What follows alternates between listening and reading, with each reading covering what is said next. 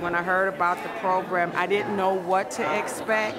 His dad is disabled and he wasn't able to get him bike. So last summer he didn't really have a bike.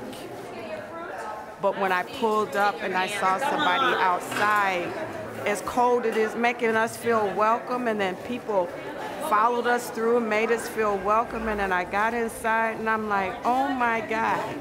So very humbled, and I thank you all for your time and your effort, and you made his day.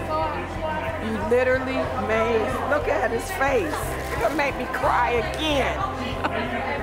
So thank you all for your time and your effort and what you're doing, because you don't know how many people don't have. So just to have a bike and a smile on his face, yeah, much love. So thank you.